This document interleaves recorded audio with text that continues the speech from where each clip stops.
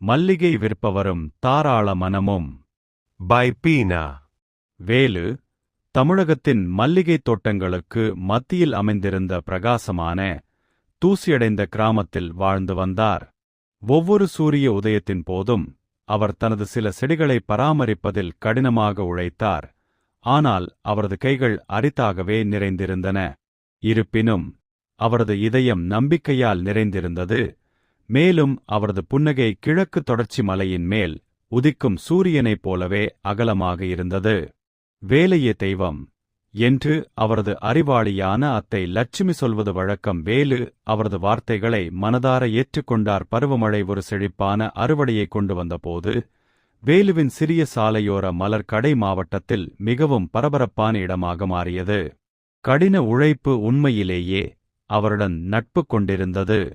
விரைவில் வேலு மதுரை நகரத்தில் பட்டு மற்றும் மசாலா பொருட்களை விற்கும் ஒரு சிறிய கடையை திறந்தார். அவர் எப்போதும் தனது ஊழியர்களுக்கு நியாயமான ஊதியம் கொடுப்பதை உறுதி செய்தார்.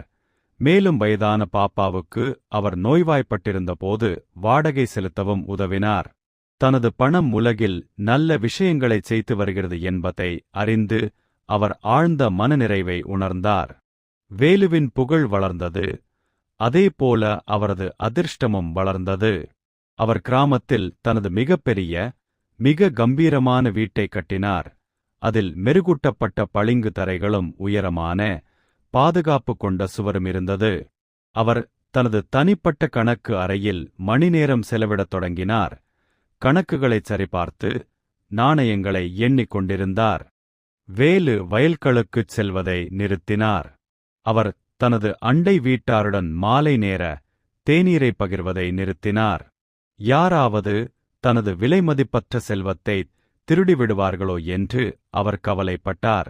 இப்போது அத்தை லட்சுமி அவரை காணும்போது வேலுவின் புன்னகை சிறியதாகவும் சோர்வாகவும் இருந்தது. ஒரு நாள் காலை ஷான் என்ற விவசாயி வேலுவின் உதவியை கோரினார். அவரது மாட்டு வண்டிக்கு அவசரமாக பழுது தேவைப்பட்டது. நான் ஒரு கணம் கூட உனக்காக நேரத்தை ஒதுக்க முடியாது, ஷான் என்று பூட்டிய கதவுக்கு பின்னால் இருந்து வேலு கத்தினார். நான் இந்த கணக்குகளை மீண்டும் சரிபார்க்க வேண்டும். ஒவ்வொரு பைசாவும் முக்கியம். அத்தை லட்சுமி இறுதியாக அவரது பிரமாண்டமான, உயரமான கதவை தட்டி உள்ளே சென்றார். மின்னும் நாணயங்கள் மற்றும் பட்டுப் புடவைகளின் கோபுரங்கள் போன்ற குவியல்களுக்கு மத்தியில் வேலு உட்கார்ந்திருப்பதைக் கண்டார். அவர் ஒரு பணக்காரனைப் போல அல்லாமல் தனது சொந்த புதையல்களால் சிறைப்பிடிக்கப்பட்ட ஒரு காவலரைப் போல தோன்றினார். வேலு, என் அன்பே என்று அத்தை லட்சுமி மென்மையாக கேட்டு தலையை சாய்த்தார். என்னிடம் நேர்மையாகச் சொல்.